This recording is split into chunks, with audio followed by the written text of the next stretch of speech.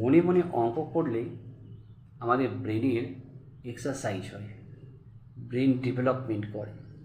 সুতরাং সহজে অঙ্ক শিখি চ্যানেলে আমি যখন প্রতিজ্ঞা নিয়েছি যে তোমাদেরকে অঙ্ক সম্পর্কে আগ্রহী করে তুলব, তখন এই বিশেষ কৌশলটাও তোমাদেরকে শেখানো দরকার।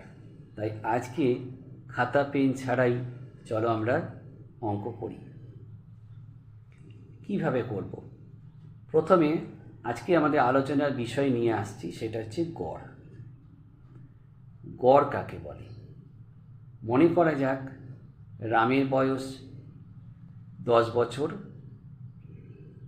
শ্যামের বয়স 20 বছর, আর সাপোজ লক্ষণের বয়স 30 বছর। তাদের বয়সের গড় কত? তা এখন তিনজনাকার বয়সের সমষ্টি যদি আমরা করি, তাহলে 10 যোগ 20 যোগ 30 বছর সমান হচ্ছে 60 বছর। এবার কজন ছিল? রাম, লক্ষণ আর শ্যাম, 3 জন ছিল। তাহলে গড় বের করতে গেলে সমষ্টিকে যতজন ছিল, মানে যতটা আমরা যোগ করেছি ব্যাপার, সেইটা দিয়ে ভাগ করতে হয়। তাহলে এখানে 3 দিয়ে ভাগ হবে, তাহলে তাদের বয়সের গড় হচ্ছে 60 ভাজিত 3 মানে 20 বছর। ঠিক আছে, গড় ব্যাপারটা বোঝা গেল। এটা হলো গড় কী করে বের করতে হয়। এবার আসছি যে যদি তোমাকে গড়টাই বলে দেয় আর কতগুলি সংখ্যা আছে সেটাও বলে দেয়, নিয়ে বলে সমষ্টি কত, তাহলে কি করতে হয় না, তাহলে আমাদের গড়কে যতগুলি সংখ্যা আছে সেটা দিয়ে গুণ করতে হয়। তাহলে আরেকটা উদাহরণ আমি নিয়ে আসছি।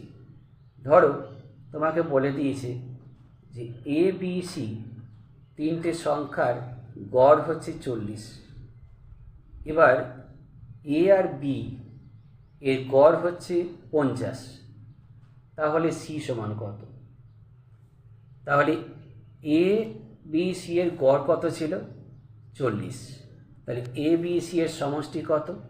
সেটা হচ্ছে 40 গুণিত 3 মানে 120। এবার এ এবং বি এর গড় বলে দিয়েছে 50।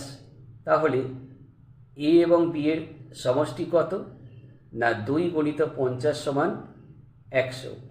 তাহলে সি সমান হচ্ছে 120 বিয়োগ 100 সমান হচ্ছে 20। ঠিক আছে, বার হয়েছে, ভালো।